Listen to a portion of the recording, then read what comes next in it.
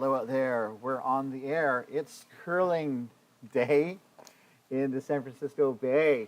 This is your broadcaster, Ryan Olson, with you for the first draw of the 2023 MoPac Men's Club Playdowns.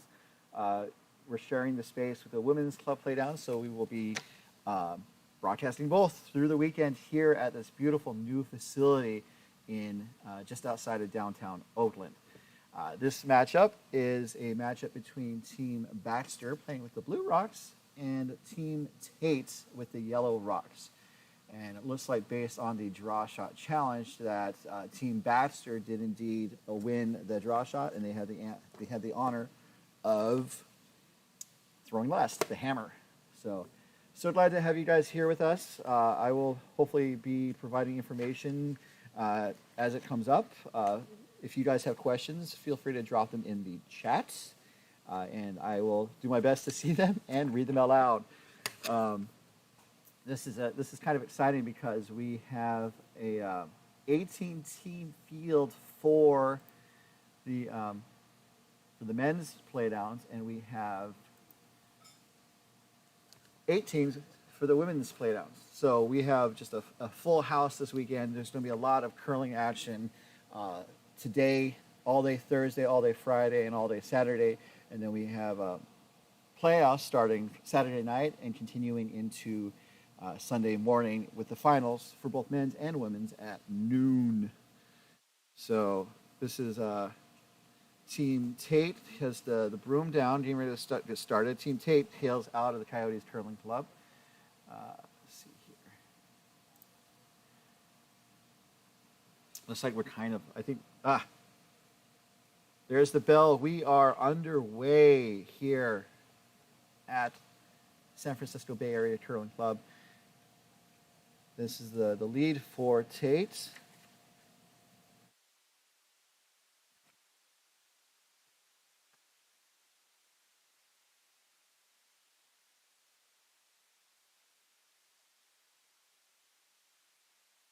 It's like decent guard weight to start. Down the middle, they're happy with that.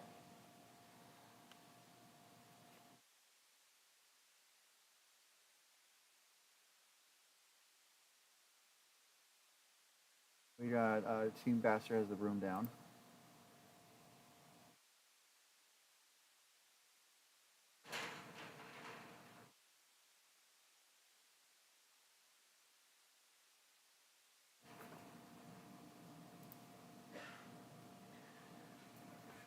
So that's the lead apparently for Baxter.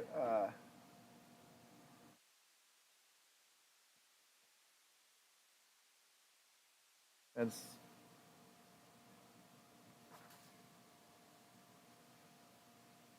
momentarily confused. I'll keep you guys up to date, making sure I have everything right here. So.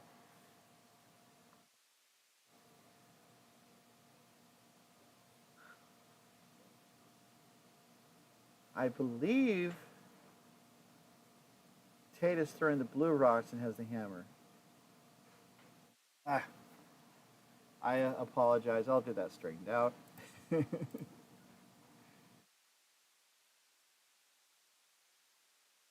it's nice when players have their names on their jerseys.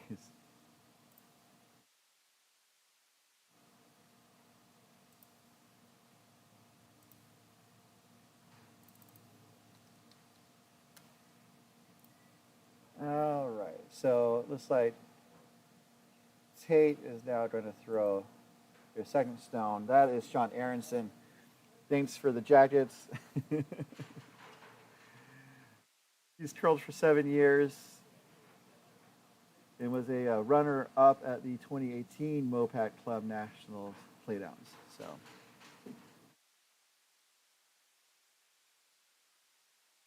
So the first shot was a little deep, and this second shot is coming up to the top of the house. Might be setting up for something really good here. All right. This is our first broadcast, so I'm figuring out all the angles. But I'm glad you're here with us as we figure it out. Looks like yellow is sitting the first stone. And the rock from Baxter's second is away. And that would appear to be Wyatt Slattery.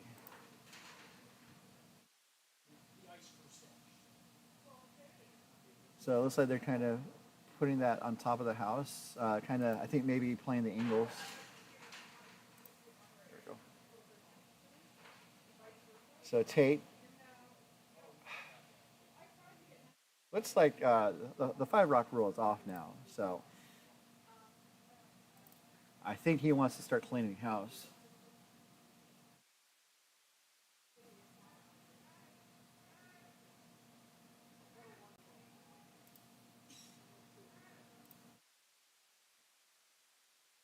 This is the stone coming from second Josh Lewis.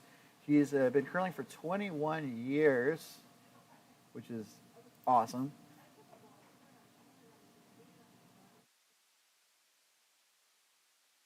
So cleared one of the guards and is rolling, not going to get to the house, but rolls to the side, maybe able to use that later.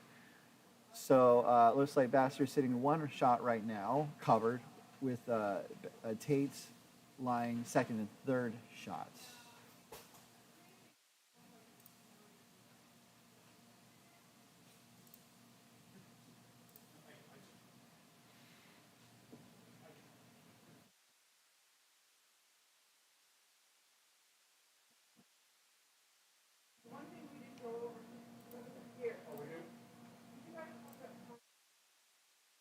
So it looks like they're putting up a guard, but they were saying it has to get over, and it does appear to be a little light, and it will be a hard rock as they clear the sheet. So now it looks like Tait's looking to see how he can get rid of some of these Baxter stones. Lining up to chip out the shot stone on the forefoot.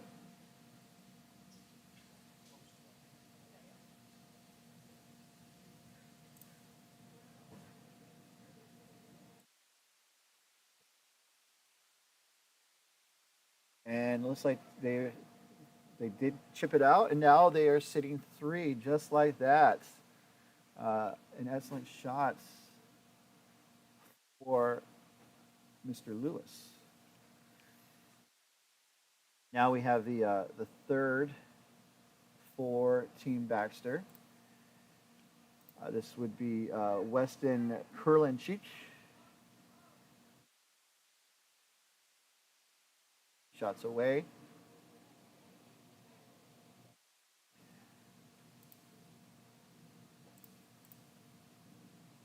Looks like they just okay.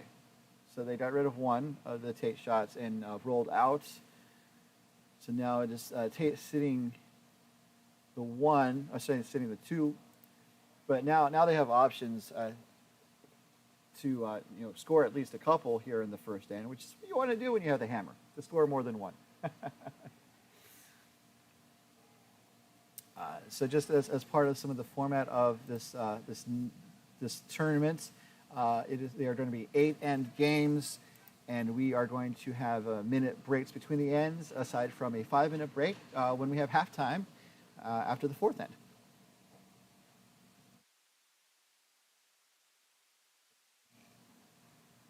So this is Gary McKnight, the Vice for Team Tait, throwing his first.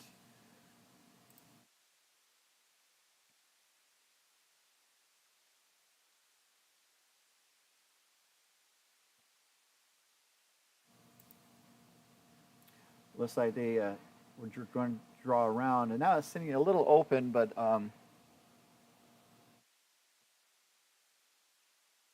it's only about a fifth buried.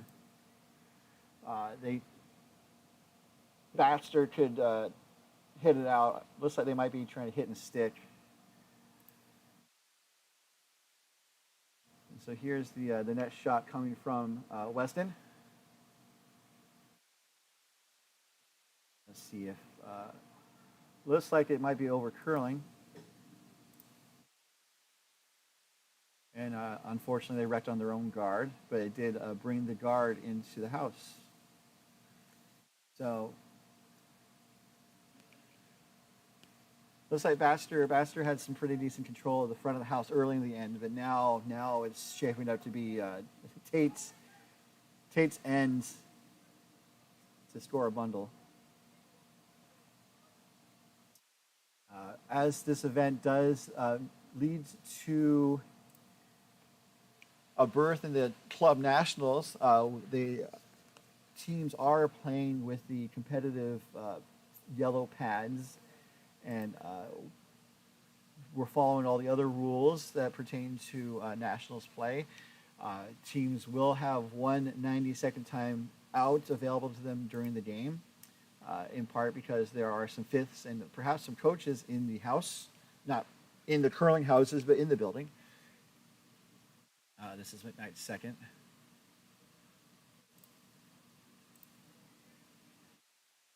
Looks like they were looking to maybe guard a bit. I think they're coming into the house. That is a gentle raise, as one might say. And so now Tait is sitting 4. Yeah, so definitely sitting 4, and Baxter is sitting 5th. And I think looking for a way to minimize the damage, as it were.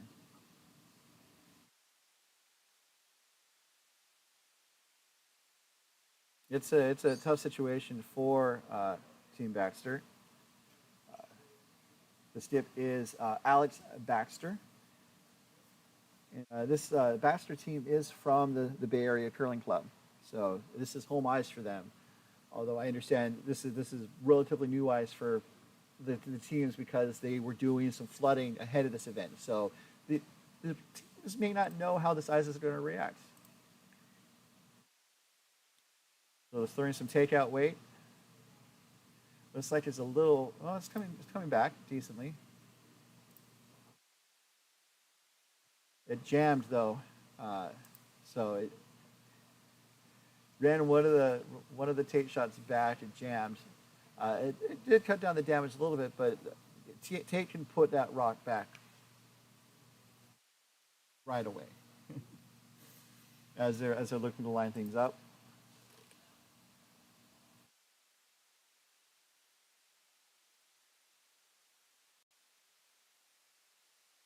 Sean Tait has curled for 19 years. Some of his accomplishments include participating in the 2013 MoPac Club National Playdowns and finished as a runner-up.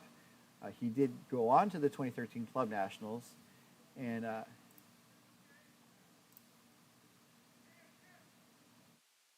he was also a runner-up in the 2018 MoPac Club Playdowns.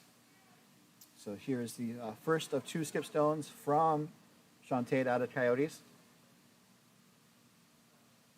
Looks like they're going, I would say tight guard or top of the house. A biter is fine, I think. It definitely appears that they're going to get a handful easily out of this end.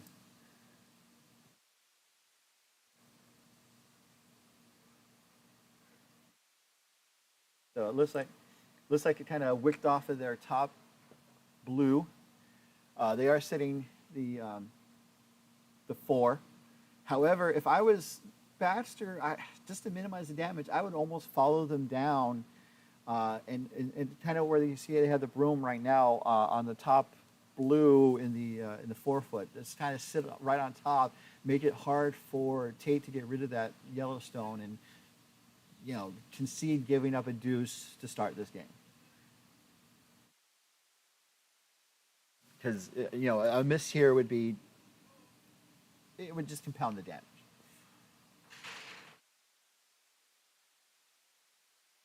Based on the ice they're taking, though, it looks like they may be trying to do a double takeout, which is a possibility.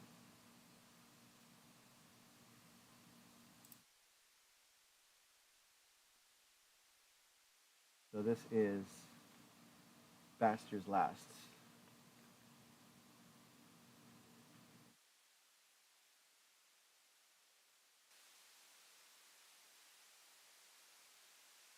Oh, my goodness. Unfortunately, I think it was just a little wide. It just kissed the Tait shot that they were going for, and now it's a wide open draw for five for Tait to open up the scoring here at the first draw of this event.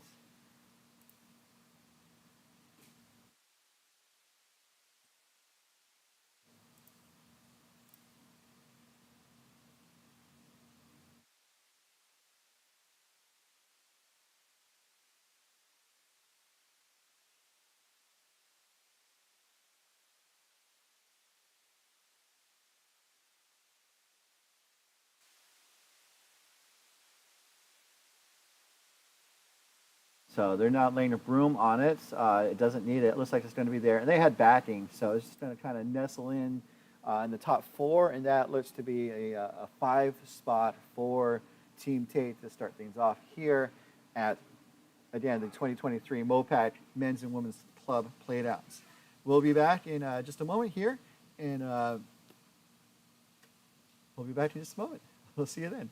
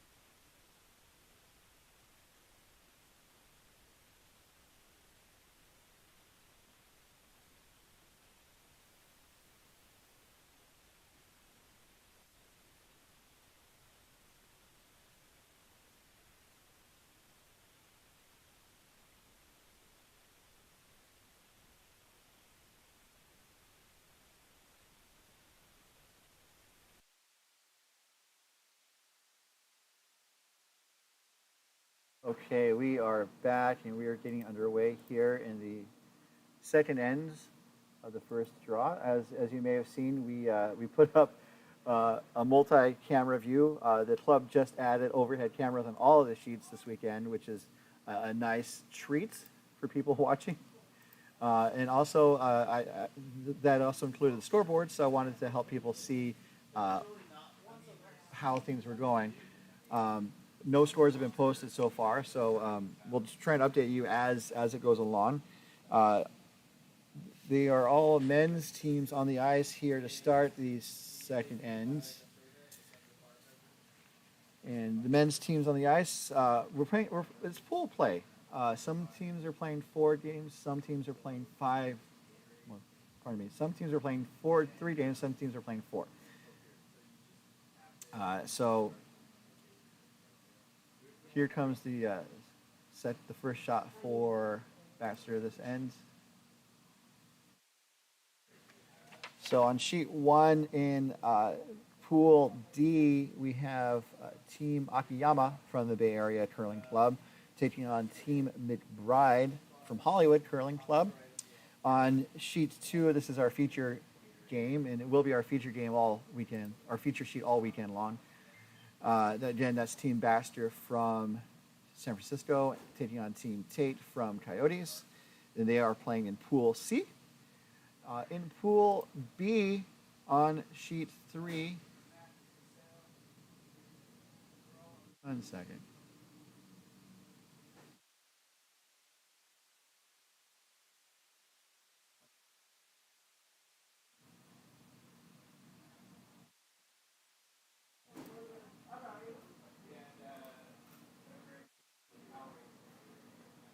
We're still getting used to the software. This is the San Francisco Bay Area Club setup, and it's a very nice setup. Just trying to get used to some of the settings and everything, and hopefully we are going to be able to provide a usable broadcast. 1 second.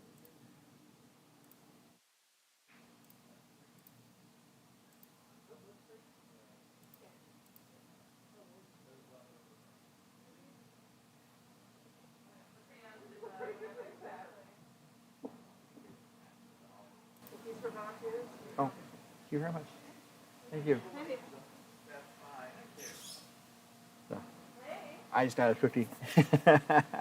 Keeping the volunteers happy. That's a nice touch. All right. So it looks like Tait is sitting two. None of them are touching. The top one might be touching the center line. As one of the other rules new for this event, we are playing the no titch rule for the first five stones of an end, meaning that once a guard is on the center line, it can't be moved aside by the opposing team without it causing a foul. We'll see how often that comes into play this week. Recapping the rest of the sheet action, as looks like Team Tait drew in, raising their top rock slightly, but now that the shot stone is exposed. On sheet 3 in Pool B, we have Team Howells from Hollywood taking on Team Barajas from San Francisco Bay Area.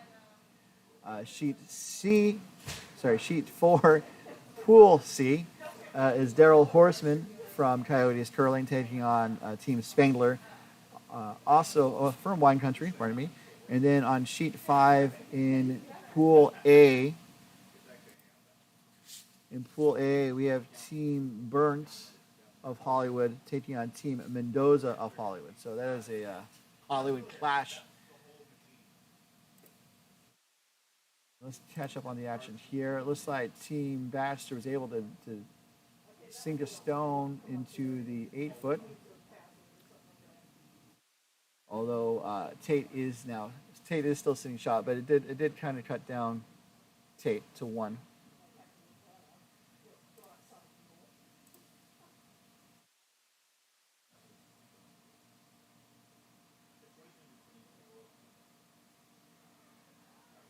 And looks like they are going to draw in. My apologies.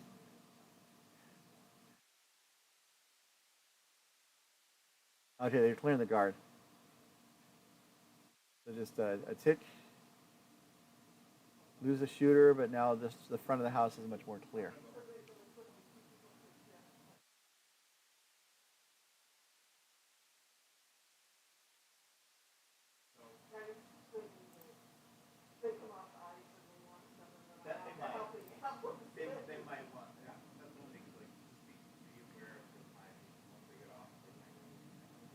So it looks like they were initially not sure where the stone was going to end up. Now they're sweeping it pretty hard. Now they're taking a break.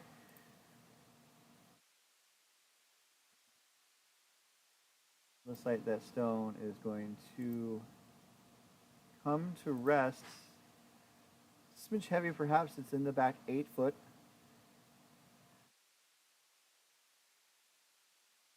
I wonder if Tait is looking at perhaps a double, or at least getting rid of that second stone in the top 4-foot.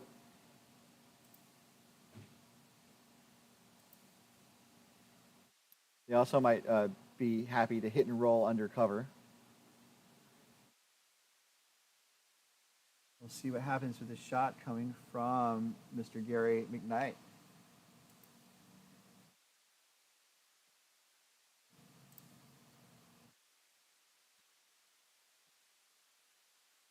Just happy to take out that top yellow from Baxter.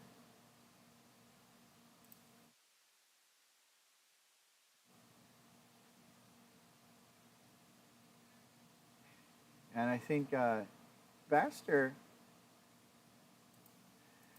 initially kind of clustered around those blue stones, but I think he's wisely, going to draw around. So it does depend on where he ends up.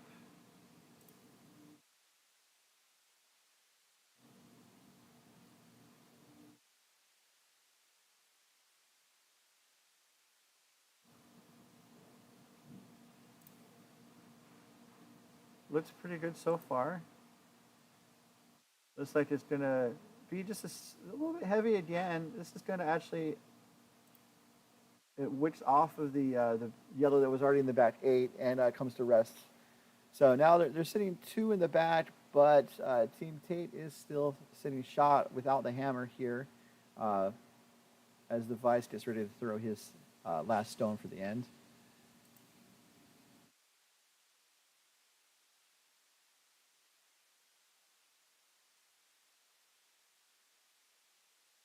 And I think they just want to do cleanup, just based on the conversation.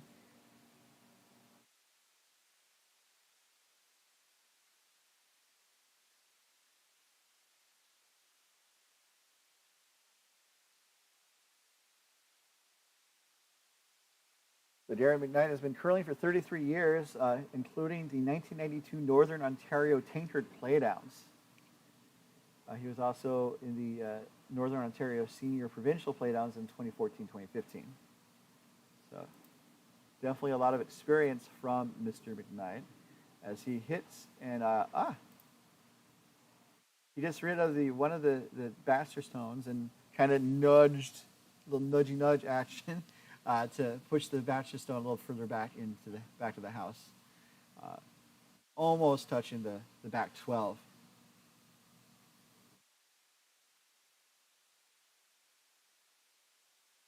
So I think the shot's underway. Should be Weston Kurlanchik's second. Looks like they were going to go for the draw again. It looks to be a smidge lighter this time, but it looks like the weight's pretty solid and will come to rest top button. So it looks like a fairly excellent shot, although it does seem to be pretty open. I think they're seeing all of it, and they just want to Team Tait wants to get rid of it, which is perfectly understandable.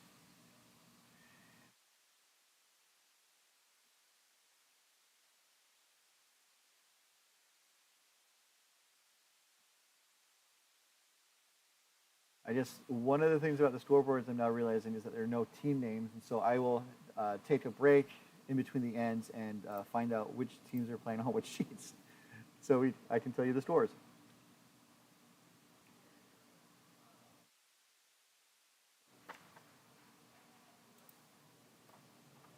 This is the first coming from Mr. Tait.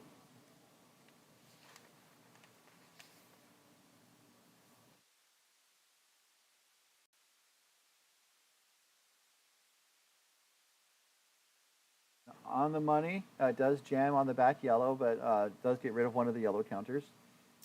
And that blue that's in the top 4 foot is going to be hard to get moving. I think they can see perhaps a sliver of it, and only just a sliver. I think Baxter's looking to see how he might be able to manufacture a deuce here, and I think it's tricky. It looks like they're lining up for a draw, because it looks like that's working for them.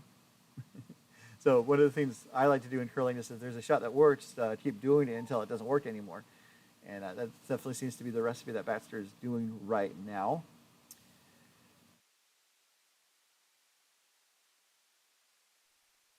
As Baxter gets set up for his shots.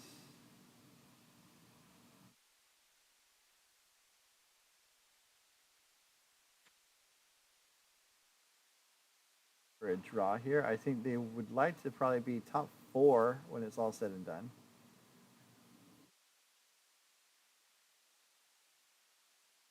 They're on it. Super. So we're on it now. They're off it. I think it's carrying a little bit. Now they're on it again. I think the weight was really close.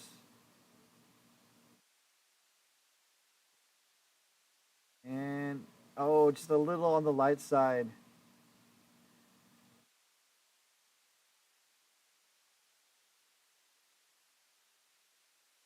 So now for Team Tait,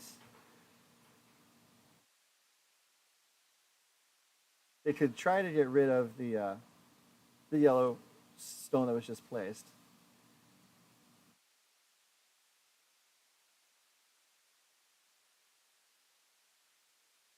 I think they would want to get rid of it just because it's potentially dangerous. I would possibly think about drawing in just so that they're sitting two, and so that makes it harder for Baxter to get rid of both of them. But I think they're just being I think they're playing a safer shot, which is also a thing in curling. Is often the safer shot's the better shot. I think they're just going to get rid of that yellow, and they might leave Baxter a double to do the two, but that would be a hard double. I think they're going to let Baxter try.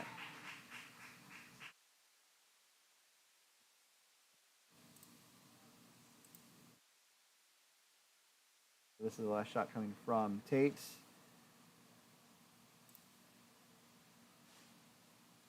And it does get rid of that top yellow. That was the second stone. And so now it looks like the double is potentially there. It's going to be a hard double. And I wonder if they're going to be able to stick around for two. So the situation is Team Tait is sitting first shot, but then Baxter is sitting a lonely second, leaving Team Tait to sit the remaining 3, 4, and 5 shots. So it looks like they're going to go for the double. I think they want to look for a deuce to try and get back into this game. Going behind by a bundle early is not what you want to do, but it's not the end of the world. You can come back into the game, provided with some savvy shooting and holding the other team to ones. But here's the takeout shot coming.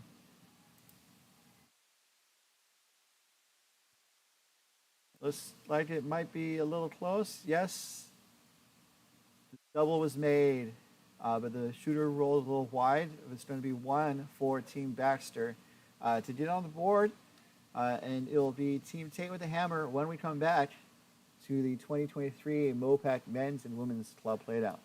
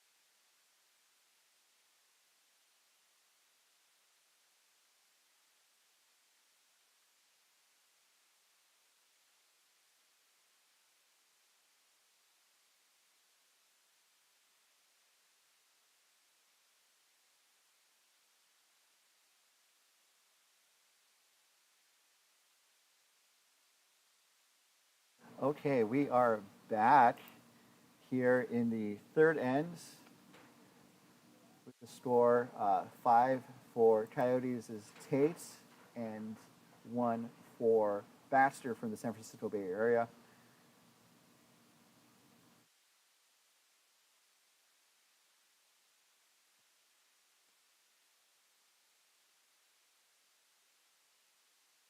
It's like Baxter is putting up some high guards. None of them are on the center line, so that means that they are tickable. Pardon me.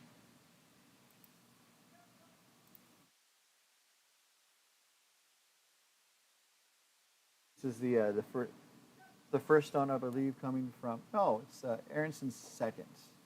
Aronson's second.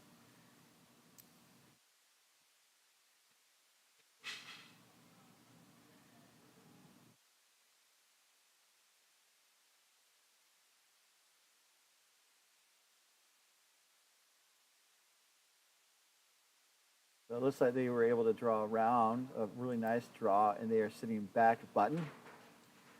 As you could perhaps tell, we'll get it back on screen in a moment, as it looks like Baxter now just wants to draw in, which makes sense. You got two guards, and without the hammer, you want to control the front and center of the house.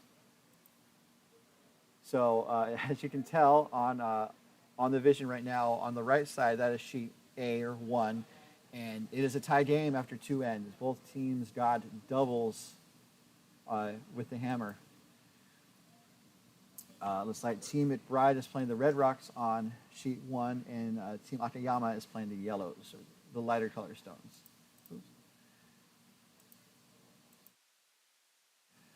Looks like that stone from Baxter is just a little wide. I say Baxter, Team Baxter. That would be second Wyatt Slattery. So it looks like Tait is going to just draw in.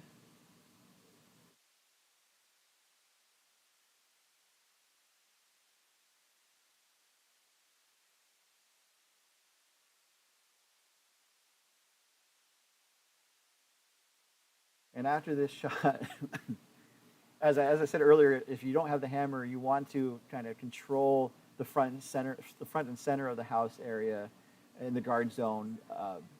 But there probably comes a point where it doesn't help anymore, and this is very quickly getting to that point. Because it looks like Tait is now sitting 3 in the house in a pretty decent line behind the guards that Baxter put up. And so now Baxter is either going to maybe try and draw the other side, but they can't directly get to those stones because of their guards. So now those guards are hurting them. But let's see what is dialed up for Mr. Slattery. Weight looks a little up. Supers are on it. It might be curling a smidge too much as well. No, I said the weight was up. It looks like the weight might be a little down. Pardon me. Looks like it's going to raise their yellow slightly, and I would probably count that as a miss because they wanted to get around those guards and at least get to the top of the house. And so now for Tait, they're kind of looking at the situation. I think they're going to sink another one in. If it ain't broke, don't fix it.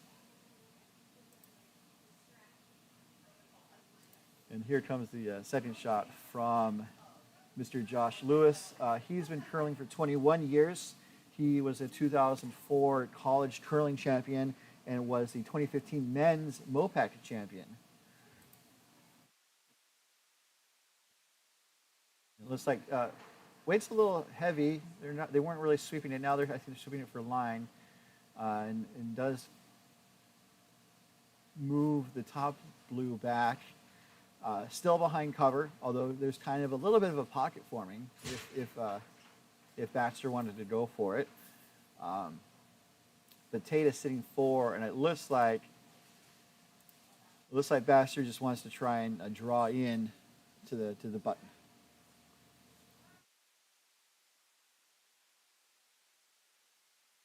This is the first shot, I believe, coming from Weston.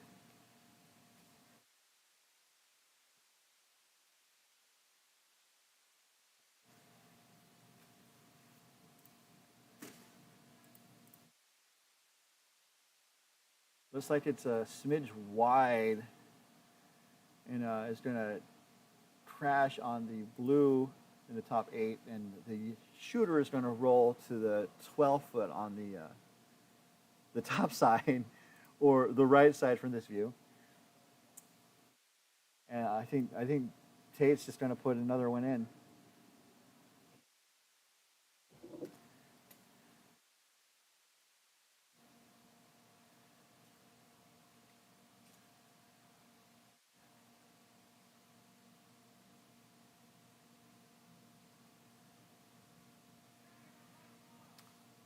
Shots away from Gary McKnight. He was also the 2016 and 2017 Desert Ice Champion and was a runner-up at the 2018 MoPac Club National Playdowns. Looks like this shot is going to be more of a guard.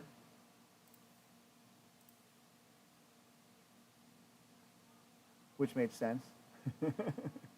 Because now there's not any sort of easy path to the button on that side, which I think Baxter realizes he's now playing on the other side of the ice.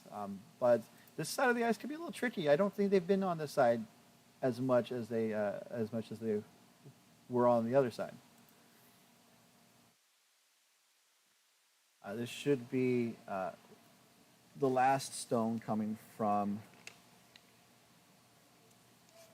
Weston. We do have volunteers and teams helping with the timing. You'll be able to see the clock in a moment after this shot's delivered.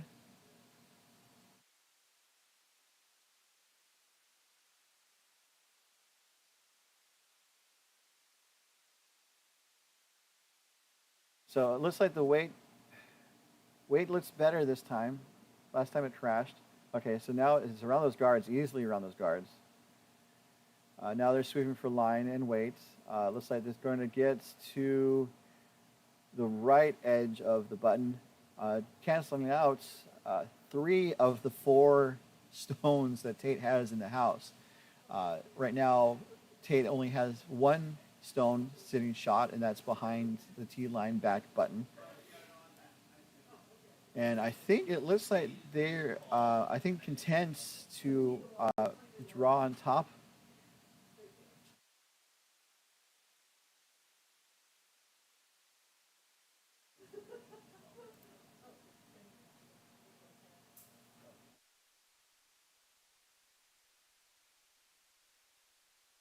So a little bit of discussion amongst the team.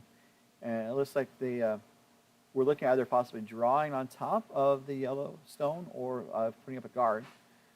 Kind of looking at the scoreboard.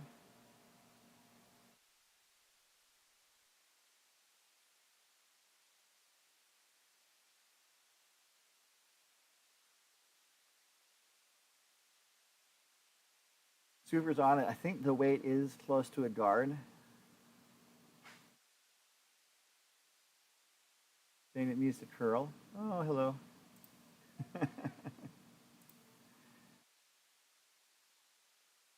And that is a perfectly fine guard.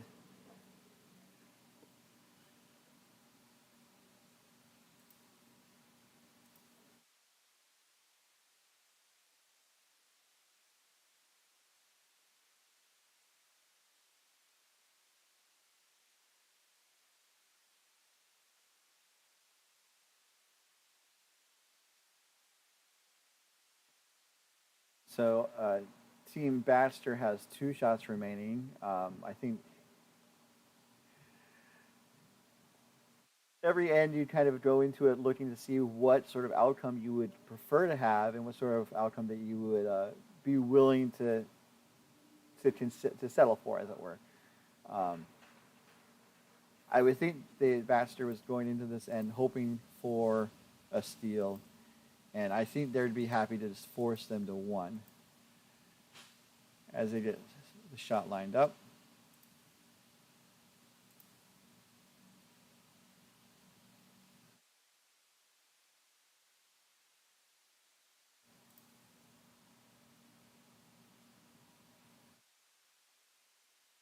So I think they are looking to perhaps guard the just kind of based on where they have the broom in this situation, I think the guard is probably the best call because they don't want to come into the house and potentially push one of the blue stones further closer to the button.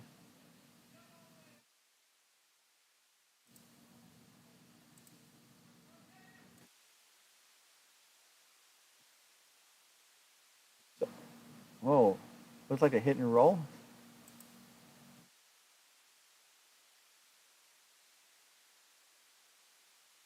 That does clean things up a little bit.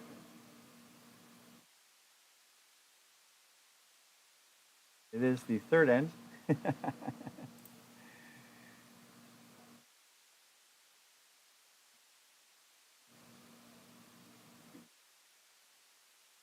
The positive thing is I know all the team rock colors, so I'll be able to do a scoreboard update in between after this end.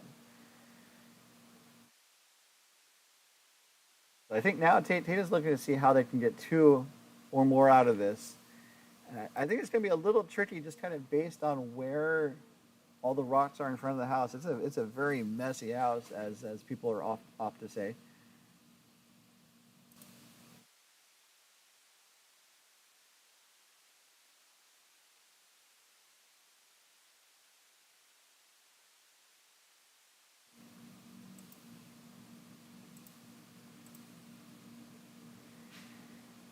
So they were looking on the right side of the house, and now they're shifted over to the left. I think they're looking to see what stone would be easier to raise towards the button. And after kind of considering the right side of the house, they've decided to tackle the stone on the left side from our view.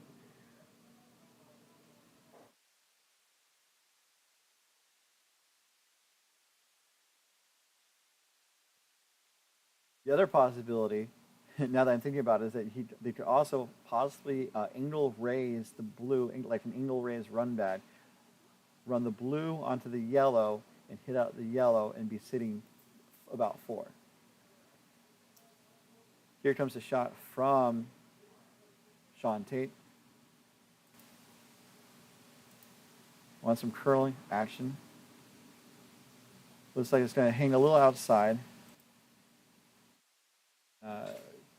Looks like it's going to miss everything.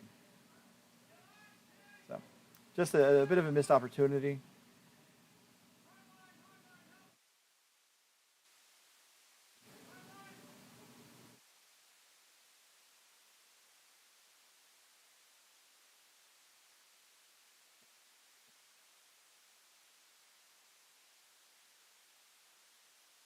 So now Baxter has their final shot without hammer here in the third end.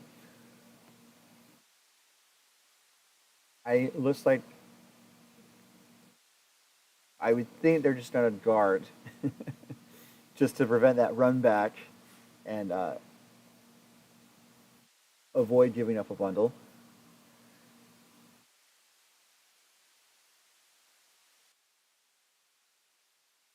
Let's see what Mr.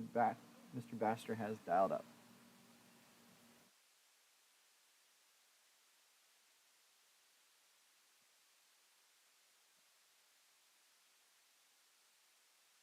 Sweepers jumped on it pretty quickly.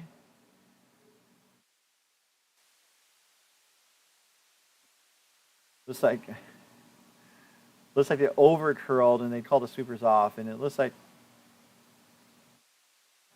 perhaps not too bad. It did crash on the guards, and so it did kind of muck things up a little bit. But that run back is still there for Tait if they want to go for it, and they're not going to.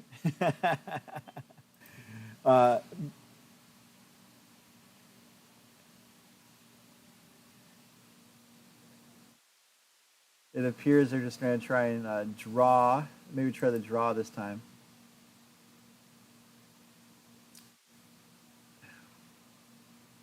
I'm curious if they're going to try and run the blue that's in front of the house,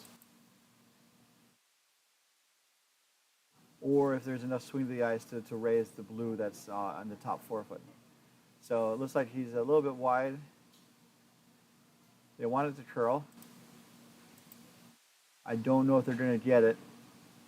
And it looks like they're off, and they called it. So just one for Team Tait here to wrap up the third end. We're going to head to the fourth. The score is going to be Team Tait 6, Team Baxter 1. We're going to do a scoreboard update, and then we'll resume play here at the 2023 MoPac Men's and Women's Club Playdowns.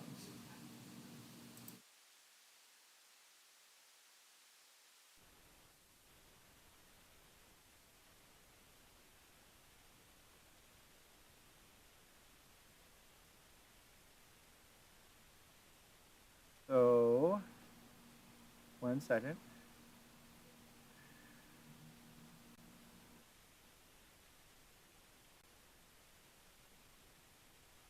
Let's see if I can get the scoreboards to actually update.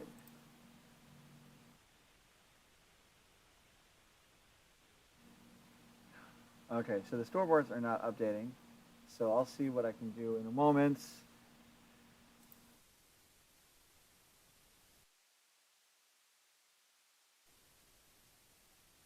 Maybe the scoreboards are going to update now? Okay, they did update. All right, so we'll do a scoreboard update real quick. On sheet A, as mentioned before, Team McBride has the Red Rocks, and they are up 3-2 over Team Akiyama.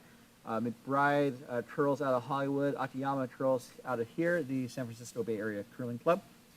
On sheet 2, our feature sheet, it's a 6-1 game in favor of Team Tait.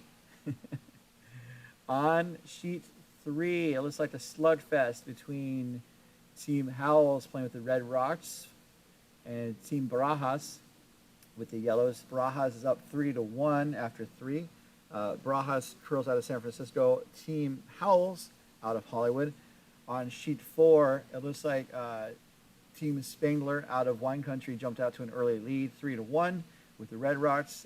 Daryl Horseman, Team Horseman out of Coyotes, answered with a single in the second.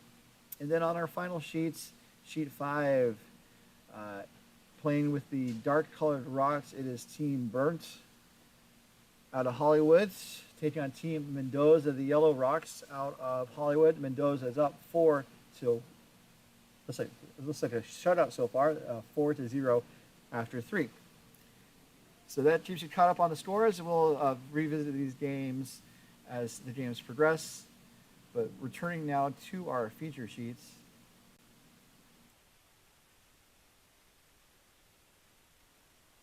I can. Let's see here. So close.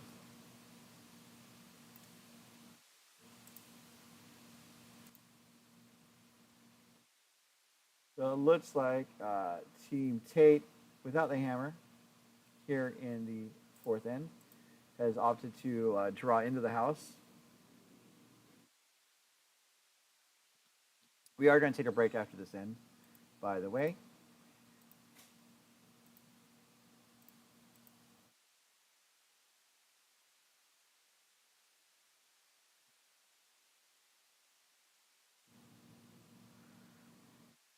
Looks like a little bit of heat coming from Baxter's lead.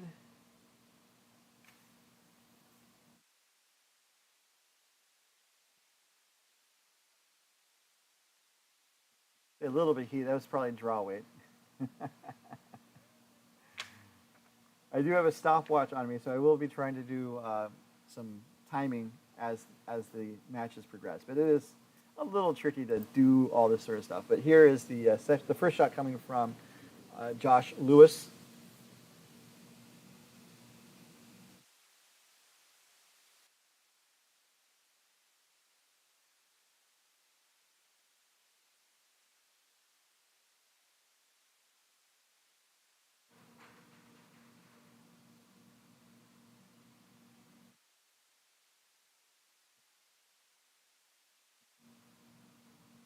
And it looks like they got rid of one of the Baxter rocks.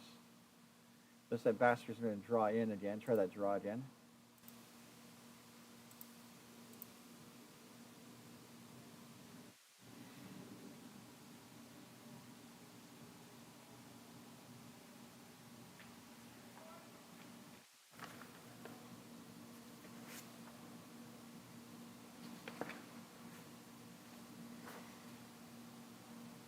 Looks like the weight's better this time. Better line. The weight was fine. The weight was fine last time. It was just a little tight. This time it looks like it will be back of the button.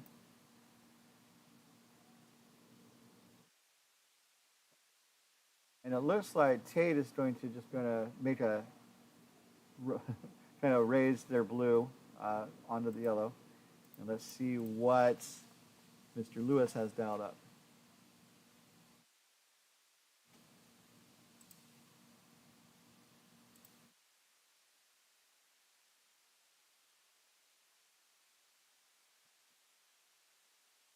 So it clears their stone and it leaves the yellow open, although it looks like Baxter wants to draw around the center guard that the corner guard that was put up earlier.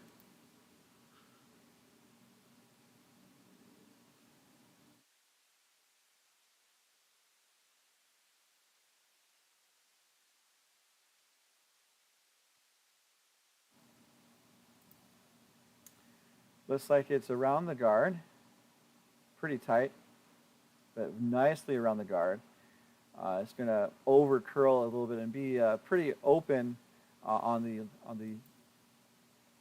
left side of the house, or the upside, depending on how you look at it. Kind of leaves open like a hit and roll for Team Tait, as McDonald gets set to deliver his first.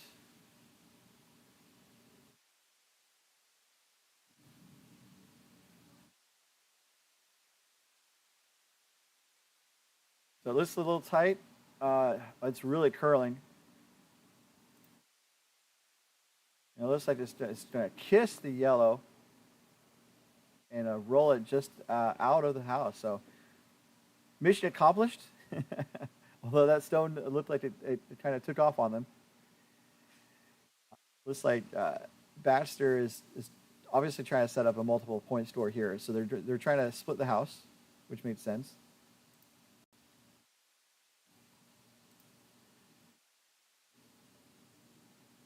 Here comes the first from Baxter's third.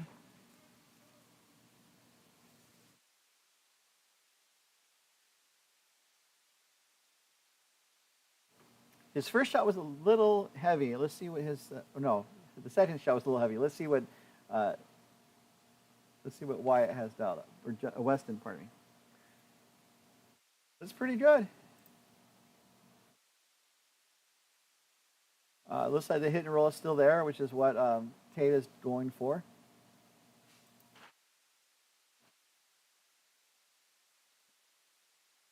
I think just also clearing these rocks just keeps a clean house and reduces the scoring opportunity. So it looks really really favorable for Team Tait.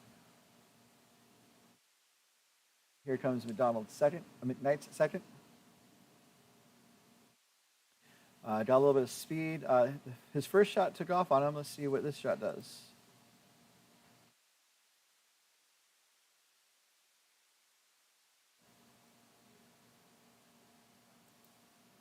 And it looks like it missed the yellow rock and took out their own. So now it's all yellow in the house for Baxter, and this is a really good opportunity for Baxter to get back into this game. Looks like he wants to draw under the cover, although there's a lot of places he could have gone, and they are choosing to go under the corner guard, which makes sense.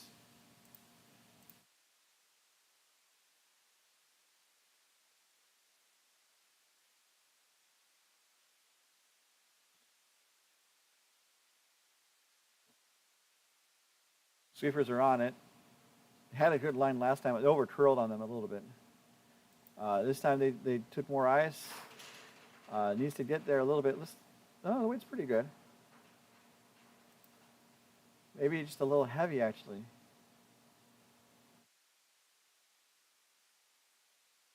So now Baxter's sitting 3.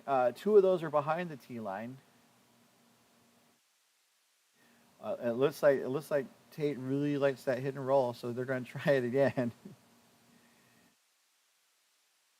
And there's a difference in the game depending on your skill level and how comfortable you are with the conditions and your teammates. and your ability to make shots. If I was in a club game and I didn't feel like we had takeout weight or hit and roll weight, I would have drawn. But obviously, these guys are a lot better than I am, and that's why they're looking to do the hit and roll.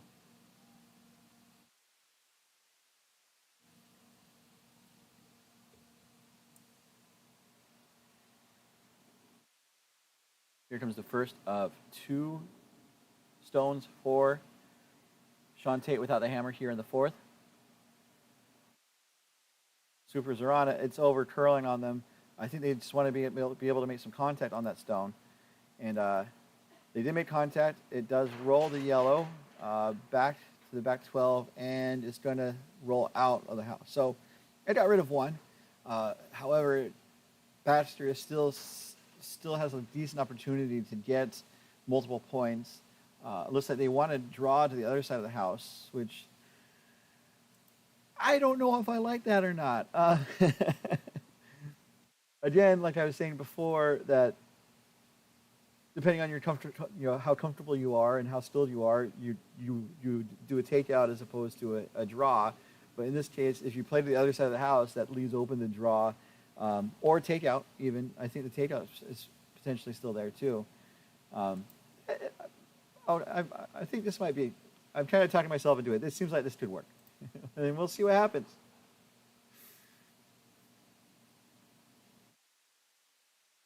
First, the 2 skip stones coming from Alex Baxter here in the 4th ends. Sweeper's on it.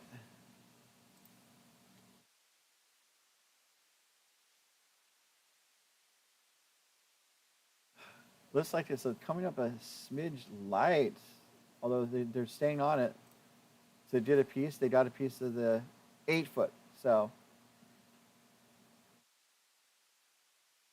not too bad.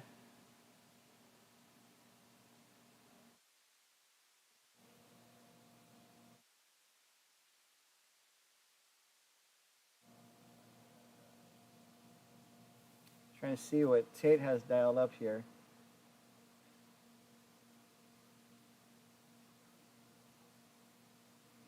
Based on where he has the broom, I think he wants to make a play on that top yellow that Baxter just threw. One of the rules of skipping is when you want to do a takeout, you want to put the broom next to the first rock you want to hit. So the broom is next to the top yellow, and it looks like they are going to go for it. I think they're trying to maybe hit and roll under that cover. Looks like it's going to nose hit. So it does get rid of one of the yellow counters, but Baxter has the door wide open for him to score 3, which is a magical number. So Schoolhouse Rock says. Looks like they're going for the draw. So again, based on where they have the broom, if the broom's on the tee line, it's usually an indication they want to draw. So it looks like they're going to try and draw around the corner guard. They have a little bit of backing on the left side, and so they'll be able to, with the right weight or just maybe a little extra, get 3 and climb back into this game.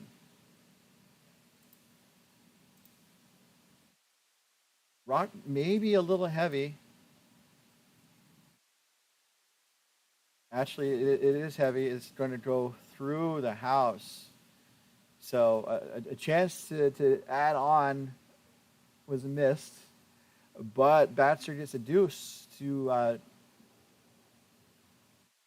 help the score out a little bit. So it is 6-3 Team Tait over Team Baxter as we head into the 4th end break at the 2023 MoPac Men's and Women's Club Playdowns. We'll be back in just a moment. Live streaming of this and other regional competitions is powered by the clubs and 1,500 members of the Mountain Pacific Curling Association.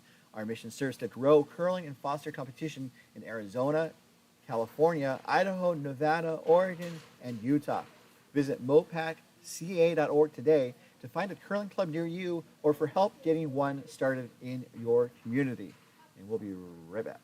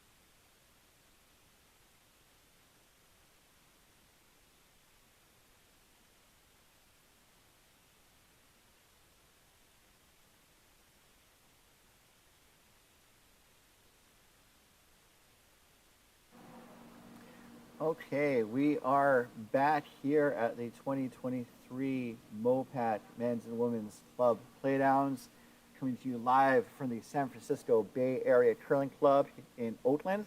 Happy to have you with us. This is your announcer and host, Ryan. He's going to be here all weekend, hopefully having some friends and colleagues join us on the broadcast. Our feature sheet is sheet 2. A matchup between Team Baxter of Coyotes Curling Club Team Baxter of San Francisco taking on Team Tait of Coyotes. The score is in favor of Team Tait, 6-3, after Team Baxter headed into the half-game break with a deuce to help draw the score closer. Going to update the scores on the other sheets, and then we'll resume coverage of our feature game. On sheets A, sheet 1, Team McBride of Hollywood is up 5-2 over Team Akiyama of San Francisco Bay Area. They are in Pool D. Sheet 2 again is our feature sheets. Sheet 3 is a Pool B game between Team Howells of Hollywood playing with the Red Rocks. They are down 5-1 against Team Barajas of San Francisco Bay Area. Barajas is playing with the yellow.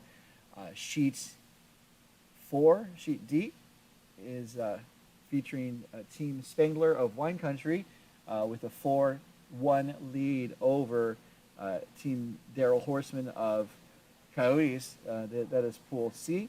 And then on sheet 5 in A pool play, it's still all Team Mendoza of Hollywood Curling taking on Team Burnt, also of Hollywood. It's 5-0 at the half game break. So resuming coverage of our feature sheet, let's get caught up on the action here. Looks like Tait with the hammer is sitting 2. And Baxter is going to try and at least get rid of one of these.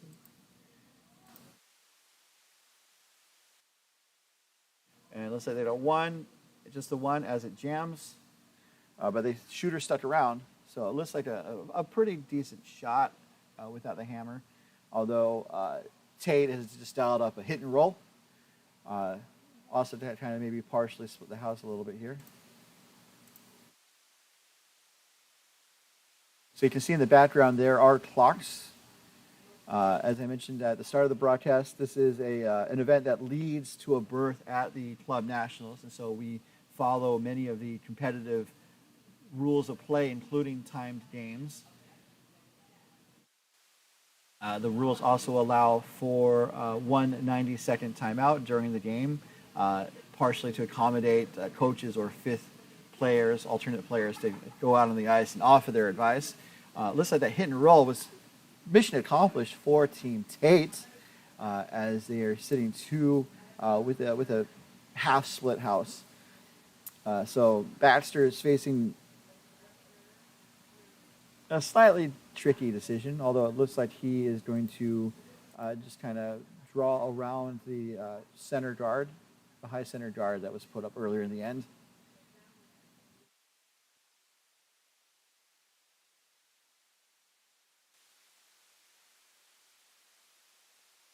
So easily around the high guard, sweeping now a little bit.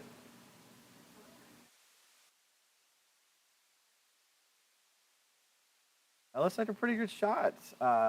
Looking from the view here, and of course, these views are not scientifically precise, and we were advised during the team meeting that the houses themselves are not scientifically precise. Just the way some of these houses are installed, they are not entirely. They're not entirely correct. So the pinholes are, and so many of the houses are true in some areas, but just not true in others. But that's why people are kind of advised to take a measure if necessary. Looks like Tait just followed Baxter down, kind of tapped Baxter back in a way a little bit.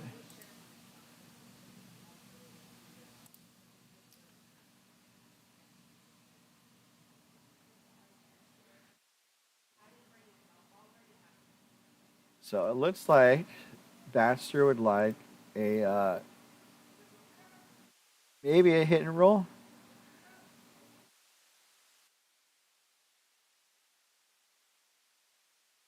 It's just a bit of a fishtail coming from the third for Team Baxter, Mr. Weston Curlin Cheek.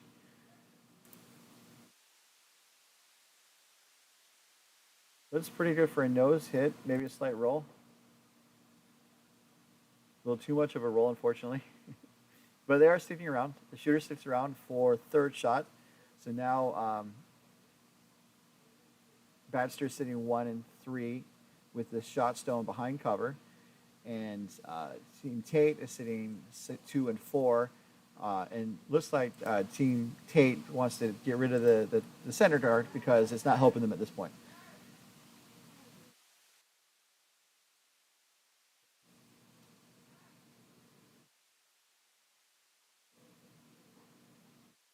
And I think they just want to take it out.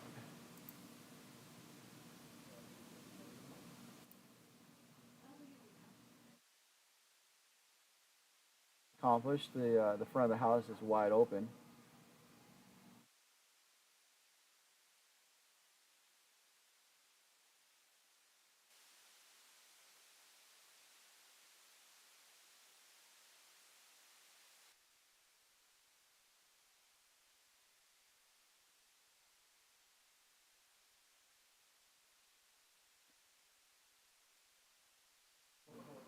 So it looks like they dialed up a draw for Weston's last.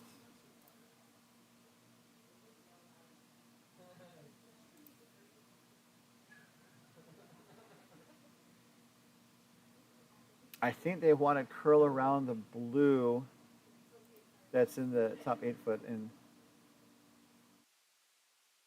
one time.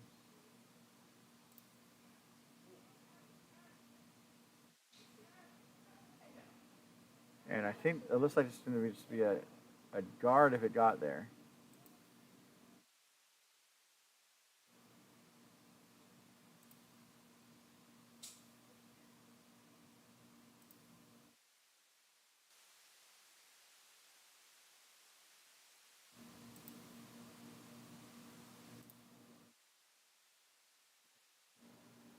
So it looks like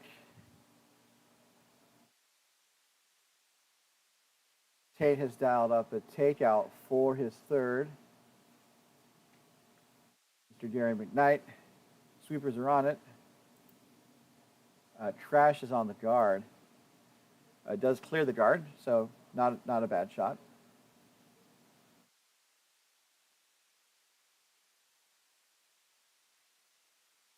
And I think Baxter with his first wants to put up that guard again, maybe a little deeper.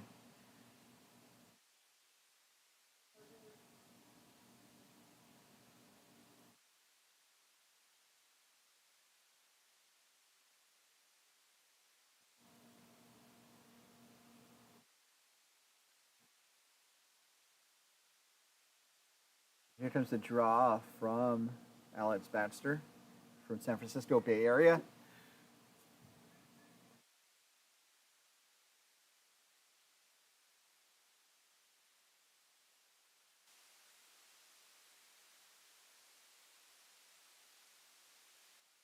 It looks like they just put the high guard back. It's so high you can barely see it on this overhead view, but now you can see it. So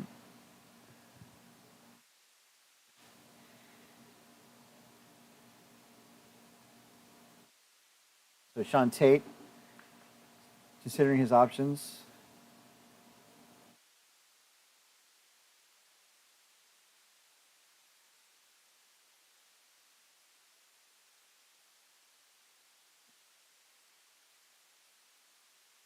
So they were initially considering the outside, but they very quickly moved to the towards the center line.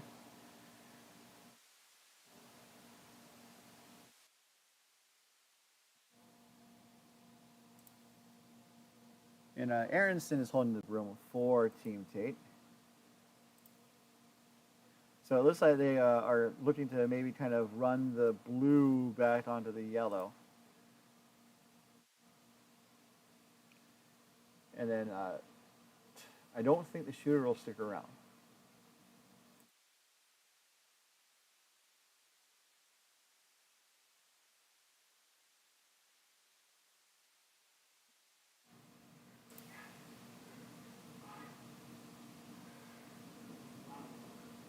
Ooh, nice, around the guard, onto the yellow. That was a nice soft weight hit there. And so it did push the yellow's back, and now blue is sitting two, partially covered, although the top blue, which is not, it's the second shot, is wide open. So there's a potential double there. I don't think it's going to jam. And looking at basically where they're holding the room, so they want to try for the double. Probably stick around because they need to stick around because if they don't stick around, all Tait has to do is hit that yellow that's in the back 8 foot, the left side of the screen from this view, and then get a deuce. So we'll see what happens, and that's also kind of the potential downfall if they do roll out.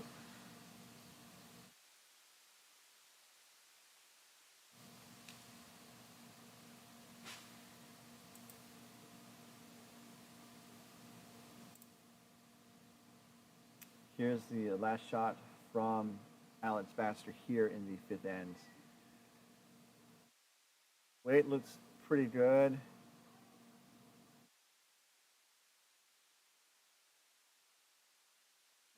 Got one. Okay, it jammed. And it looks like that they could potentially draw for two because the yellow rocks are just biting the 12 foot. So there's the whole 8 foot to draw two for a deuce.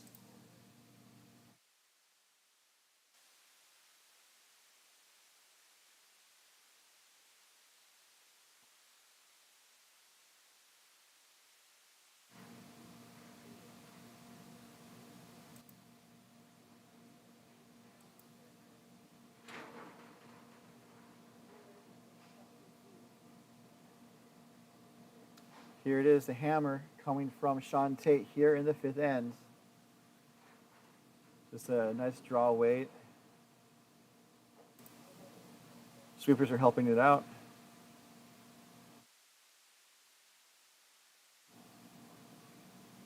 You want full 8. Aaron's is coming out to help. It needs it.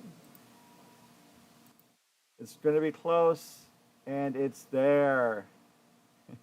A great sweeping on the part of Tait's front end to secure the deuce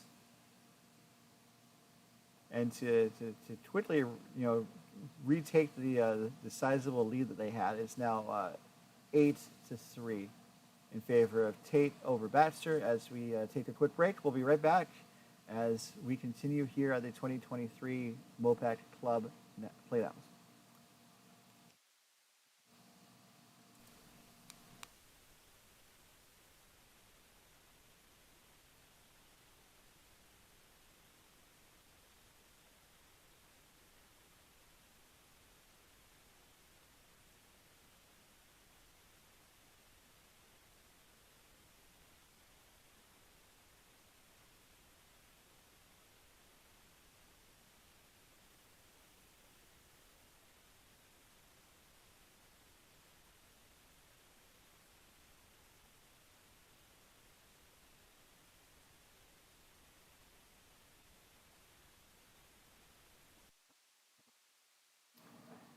All right, and we are back here to our feature game of Draw 1. It's Team Baxter of San Francisco taking on Team Tait of Coyotes. It's been pretty strongly in favor of Tait so far. But Baxter has the hammer here in the 6th of 8 possible ends, and we'll see what happens. Stick around later tonight, so this afternoon, our feature game will feature the first action from the women's Playdowns, featuring Team Rockwell.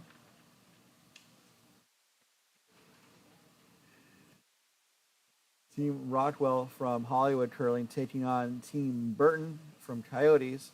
That should be a humdinger of a game, as the kids say, and that will start at 5 p.m. Pacific here on the MoPac YouTube channel. Thank you so much for joining us today. It's been a fun start to the events. We have 18 teams in the field for the men and 8 for the women, so it's going to be a very busy weekend with a lot of action, and we'll do our best to present as much as we can to everyone. And as always, if you have any comments or questions, the chat's open. Definitely would love to hear from you all because this is what the broadcast is here for. The broadcast is here for you guys.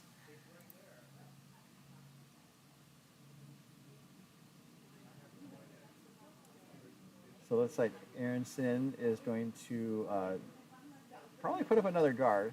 As I mentioned earlier, the no-tick rule is in effect for this event. It's part of some national and international competitive rules that were tested out recently and are now, I don't know if we're still testing it out, but it's part of the rules for this year, where for the first 5 rocks to the end, an opposing team can't move a guard off of the center line.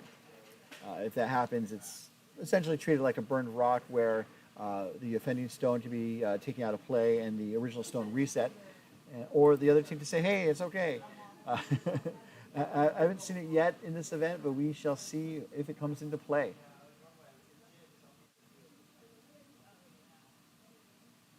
Next stone coming from the first for Team Baxter. Again, that is Barker Carlock. Looks like they are putting up corner guards. Team Baxter's running out of time, so it makes sense to put up some corner guards to try and generate some offense. And conversely, for Team Tait, they're up by a bundle, so they're trying to protect the center lane to make it harder for Team Baxter to score more than 1 point.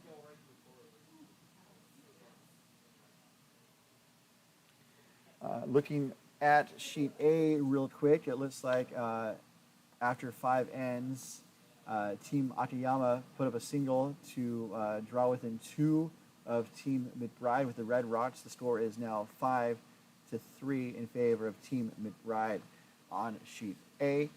We will keep you up to date on the other games when we take our next break. So it looks like Baxter wants to start kind of cleaning house a little bit. It's going to hit the blue rock. I think they want to hit and roll under the center guard that's supposed to put up.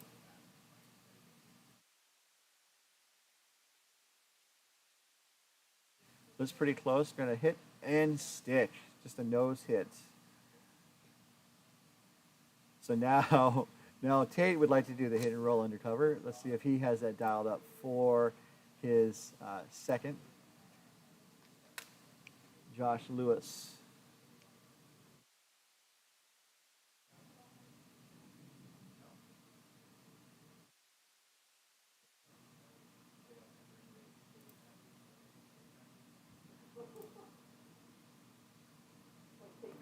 Looks pretty close. That looks like it's probably going to nose and roll outside. Still not too bad. Tait definitely has control of his house right now. Looks like Baxter's still trying to clean up.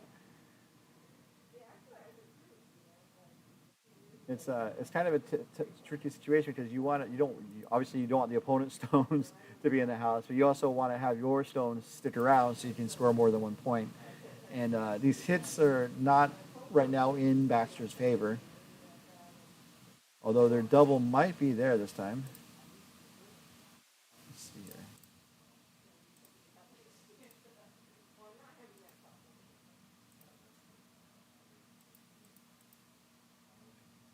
It looks like another nose hit.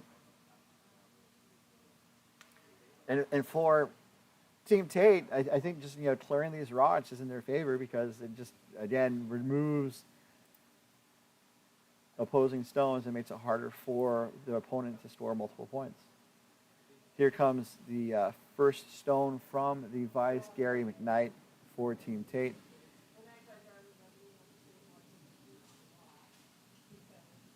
Looking pretty good.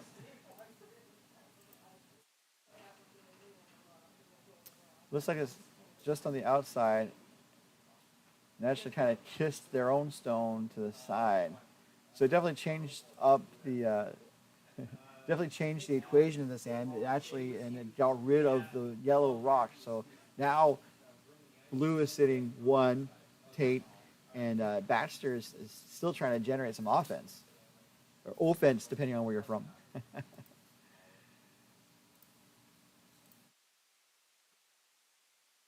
They have these corner guards. They just haven't been able to use them until this point. So, and I don't know if they are going to. I think they're looking to maybe go around the center guard. One possible thought is that they could maybe try to chip out that blue and roll under the corner guard they put up, but they are drawing from the other side of the house.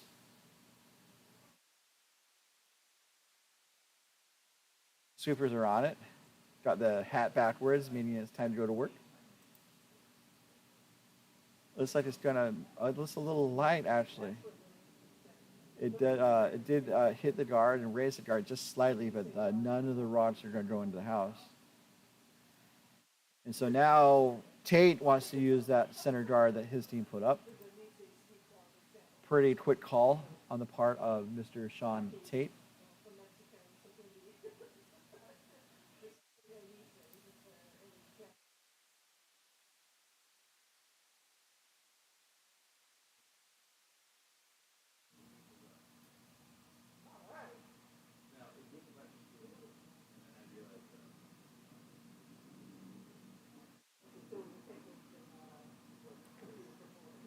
Front end's on it early. Now they're off. For Team Tait, I don't know if they overly mind if it goes in or not. In this case, it's just going to be another center guard. Pretty standard.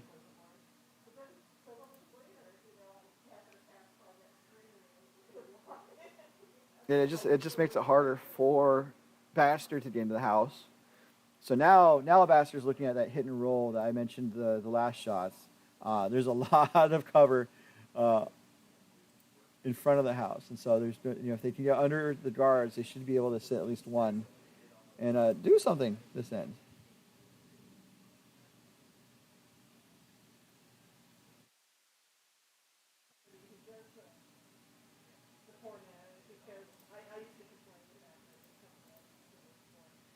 So hits there. The roll, unfortunately, maybe just a little too much pepper on it, and it rolls out of the house. So now we have an empty house with I think 2 rocks to go. Maybe. I'm sorry. Maybe 4 rocks. Maybe 6 rocks. It looks like Tait's looking to see how they can get a rock into the house. If I was Team Baxter, perhaps the blank would be in order just to try and move the hammer to the next end and hopefully again generate some of that offense that's desperately needed for Baxter to stay in this. It is pool play, and at the end of pool play, the first place and second place in each pool will advance to the playoffs, and we will have coverage of those as well throughout the weekend.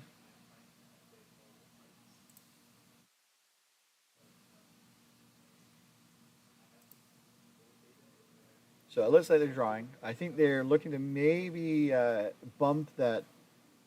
There's a blue that's in top, like just above the house. I think they're looking to maybe bump the blue into the house.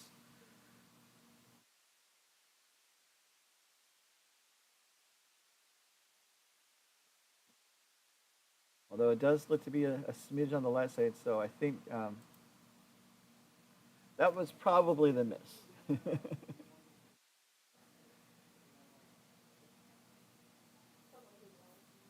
So we are in skip stones, and it looks like Baxter's not content to try for the blank. It looks like he wants to manufacture, hopefully, a skipper's deuce out of this end. The skipper's deuce is the the 2 sweetest words in the English language. It's just fun to say, but hard to accomplish. I think I've only done it once, or maybe twice since I've been playing curling. We'll see if Baxter has this in his pocket.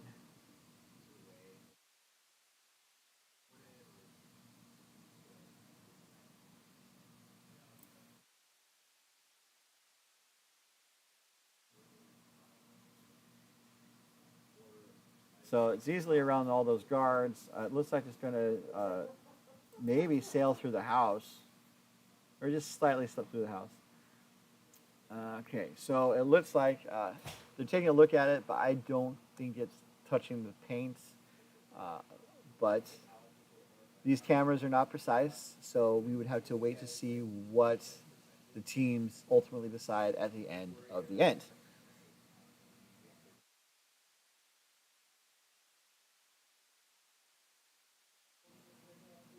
So I wonder perhaps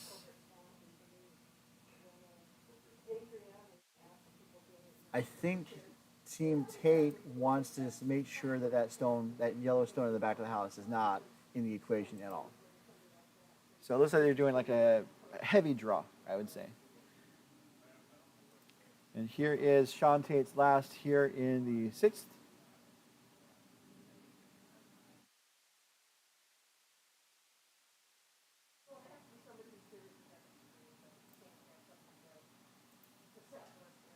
They're calling for it to curl.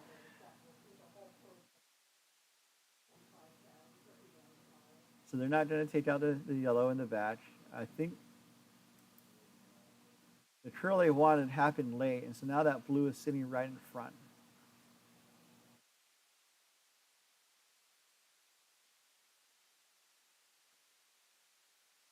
So I don't know if that yellow in the back of the house is actually touching the house.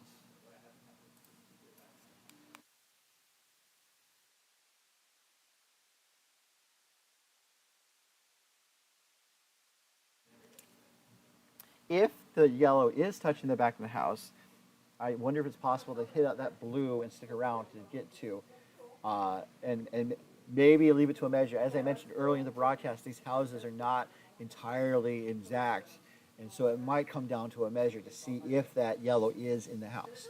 So it looks like what they're dialing up is to hit that blue out, stick around, and score two. Uh, still kind of an uphill battle, although Baxter does have the hammer right now in even ends. Um, and if they get a deuce here, hopefully hold, take the one, or steal. It's going to be a challenge, but there's still plenty of game left. And the rock's away.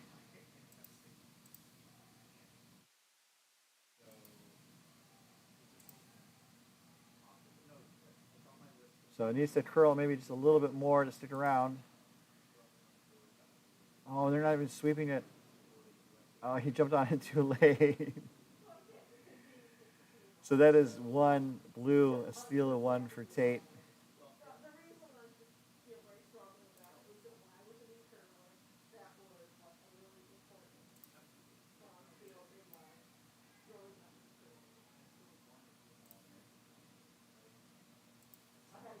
So it is currently 9-3 in favor of the Arizona team. We will be back in just a moment. Actually, we'll stick right here. We're going to visit the other sheets and see how the scoring is going. So, looking at the other sheets right now, again on sheet A through, looks like they just finished the fifth end. Not quite sure. It looks like Team McBride scored, but we'll wait to see what they posted. Through four, it's been mostly McBride over Akiyama, 5-2. Again, sheet two is our feature game where Team Tait is up over Team Baxter. Sheet three, it is Team Barajas of San Francisco with a 5-2 lead over Team Howells of Hollywood after five ends. Not quite sure what happened in sheet four. I'm going to guess there was a blank end because if someone scored a 9-ender, that would be very unique.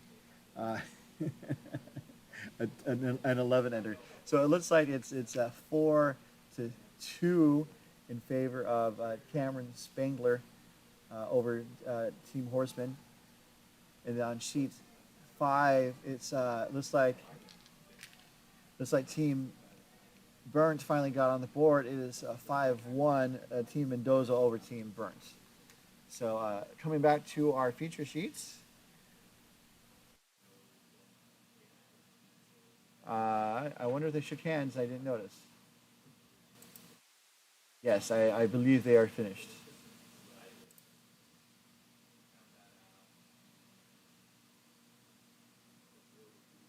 But let's see here.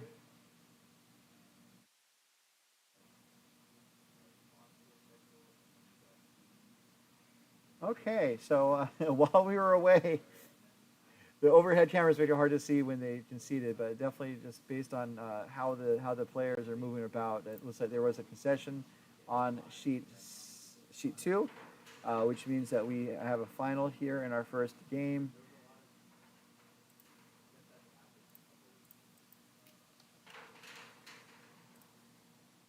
So Team Tait is off to a rocking start here at the MoPac Men's and Women's Club Playdowns. They finished with a 9-3 lead over Team Baxter from the Bay Area Curling Club. As they move off the ice, this is a really cool setup. Let's check out some bonus coverage here from sheet one. So this is the this is bonus coverage of sheet one, where it is currently Team McBride over Team Akiyama.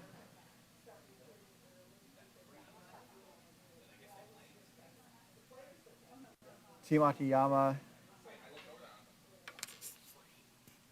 Yeah.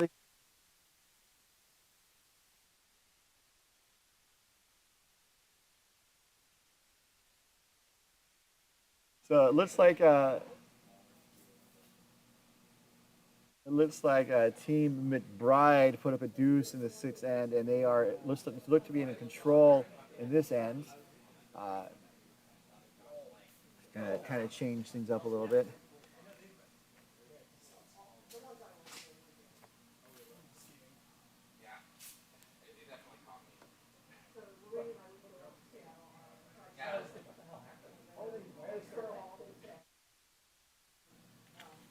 So this is the net stone coming from Team McBride.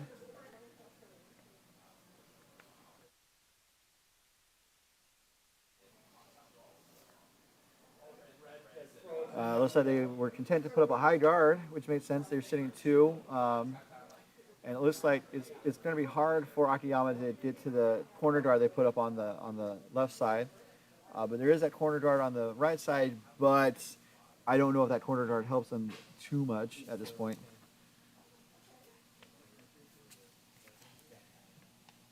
So this looks to be the second for Team Akiyama.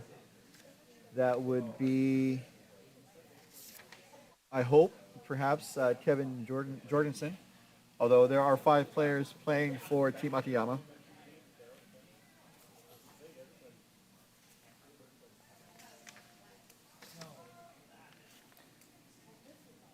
So it looks like they wanted to draw around the center guard. It looks like they are going to draw around. They made contact. They ran the red back and just kind of puts both of those reds further under the center guard.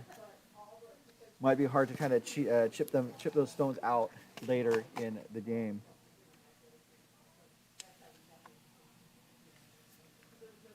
So for Team McBride,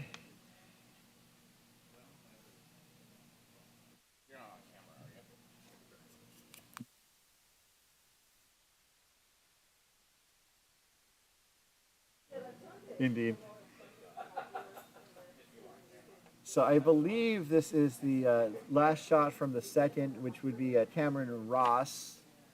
It looks like he's able to draw around. I think he's going to be able to kind of chip that yellow back out through the back of the house. So it looks to be a good shot on the part of Team McBride.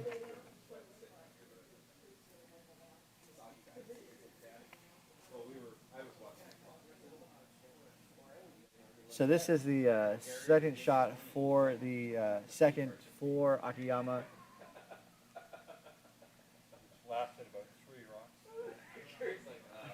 I'm going to guess it's, I'm not going to guess. It's the second.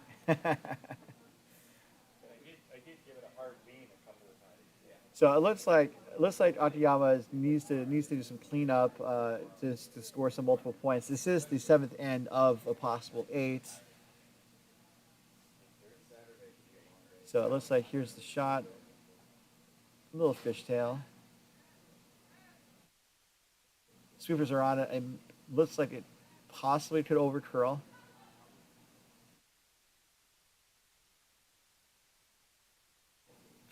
Line actually it looks pretty decent. It's going to hit nose. It's just a tricky situation here for Akiyama because it's just driving those reds back to the back of the house. There's now a bit of a pocket that Akiyama could potentially use, but before they can do that, the situation doesn't look very favorable as McBride is sitting 3. So this is the first rock for Mr. Mr. T. McBride. Oh, goodness. Okay. I need to number these pages. So I think this might be Nate Clark, but we'll double check in a second.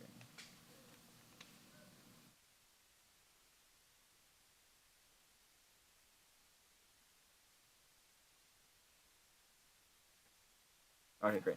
It does appear to be Nate Clark. So they're drawing around from the other side. Looks like the weight's going to be enough to get into the house. And so now they're sitting 4. And but there is that pocket, as I mentioned, and that definitely seems to be what Team Akiyama is going for. I believe this is Mikhail Sheeman. A considerable amount of experience, despite starting curling in June 2018.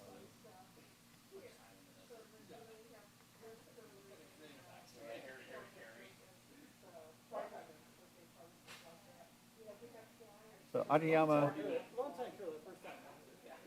is calling their timeout. So this is a tricky situation because the timers can't necessarily see when the timeout is called. So the clock was ticking, now it stopped, and looks like Team Akiyama is thinking about it. It is a very tricky situation. They're facing 4, down, I think 4. And so Mikhail is looking to kind of draw up the shot. I think they do want to hit and roll. They are down 4.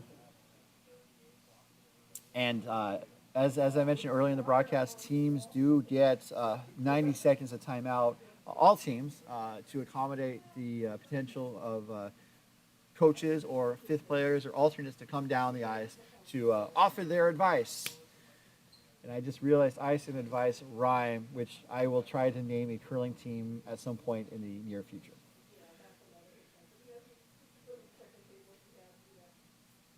A lot of things rhyme with eyes, though. This could be a very potentially dangerous path for me to go down, but I'm not going to do it. We will see if Team Akiyama is going to go down the path they're looking at as they keep looking to line up that shot. They need at least some roll because if they nose hit, it just invites the other team to come down and just hit them back. So some of the teams are coming off the ice, and so this warm room is going to get a little bit louder as we progress. Okay, it looks like they have the shot lined up now. Akiyama has the broom down for Mikhail. Let's see if they have it dialed up. A little bit of a bobble. Weight looks pretty good for a hit and roll. Ooh. So a lot of things happened in that shot. It looked like it ran the guard and also the front end for Team Akiyama took a bit of a spill, but it looks like nothing more than bruised feelings. And now Akiyama is sitting second shot, although Team McBride is sitting 1, 3, 4. So, and it does look like McBride is just going to try and chip out that red, perhaps roll back towards the center. They're going for it. Okay, so past the guards. It looks like it's going to hit and roll under the cover and going to stick around for fourth shot. So it looks like a good shot on the part of McBride. And now Akiyama is still facing a really hard situation to try and get one or multiple points out of this. They do have the hammer this end. Looks like Mikhail is calling for the freeze, which makes sense.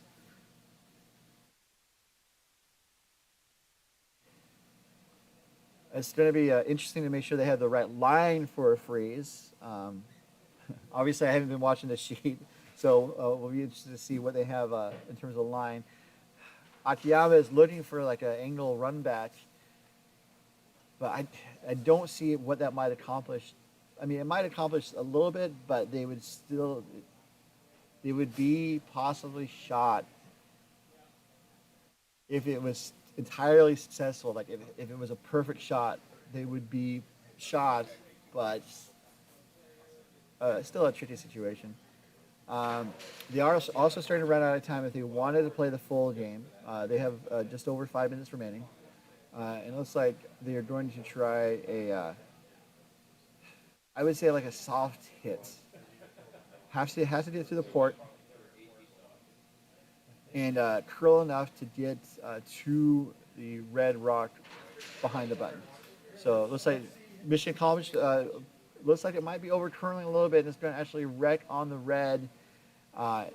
Pushes the red back a little bit, so cuts red down, McBride down a little bit, but McBride is sitting 1, 2, 5, 4, 5, and Akiyama is sitting 3 and 6. So this is it's still a very favorable situation for McBride. This appears to be The first of 2 skip stones without hammer for Mr. McBride. They gave us a team philosophy or team bio. And so if our team mentality were to be summed up in one phrase, it would have to be from Cameron when he said, F with me, you know I got it. They said something else besides F. Apparently, Rick Ross, Big Poppy, and Cameron Ross. It's been a guiding force through this grueling qualification process. And so here's the first of 2 skip stones for Justin McBride.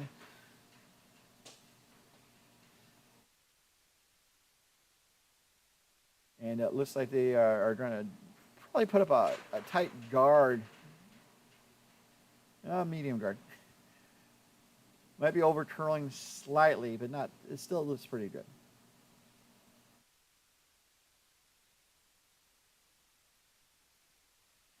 And Team McBride hails from Hollywood Curling Club. Team Akiyama is from the San Francisco Bay Area Curling Club.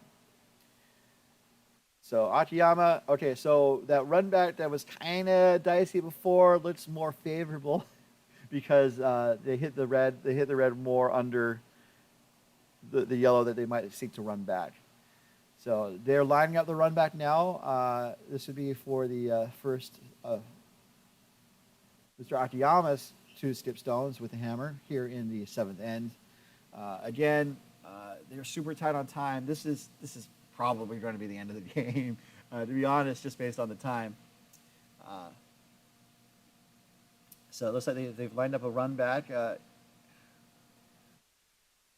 I think they'd be happy to just get rid of one of the red stones. There's maybe a double, I'm going to guess, but I don't know about the double. However, this is the first of 2 from Sota Akiyama. He has been curling since May 2012.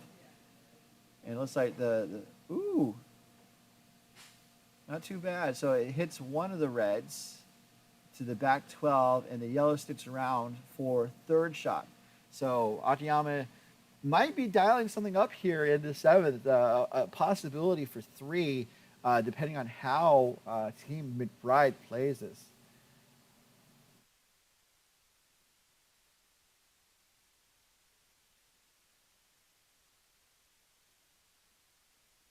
So it looks to be here that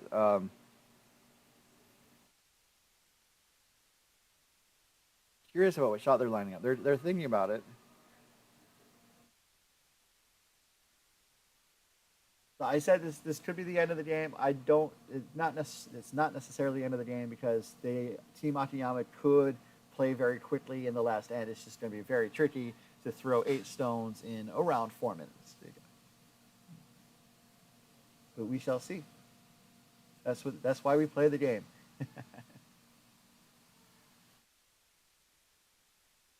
Coming up at 5 p.m. Pacific time will be the first of the women's club playdowns. Our feature sheet game will pit Team Rockwell against Team Burton. That should be a very good matchup. And please join us at 5 here on the MoPac YouTube channel. Really quickly, this broadcast is presented by authority of the Mountain Pacific Curling Association and may not be reproduced or retransmitted in any form without the express written consent of the Mountain Pacific Curling Association. We are MoPac. All right, here's the last shot for McBride here in the 7th.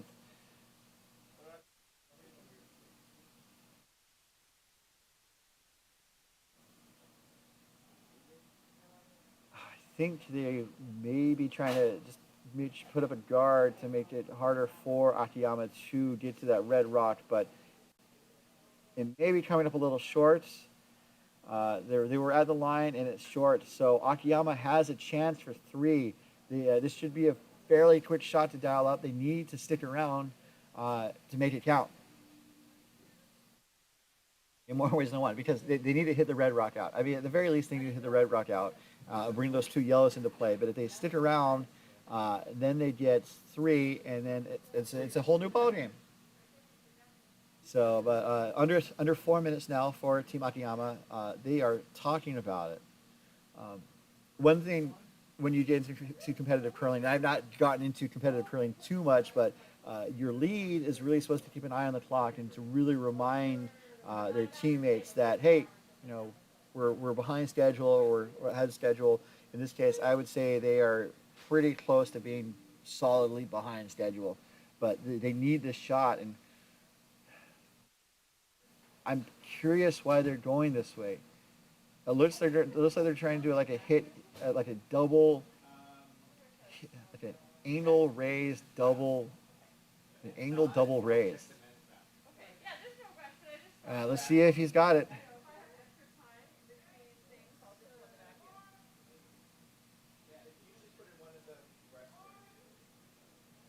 So he's the shots away. Looks like it's going to get like right on the nose. And so it's going to be a steal of 1. And that is going to...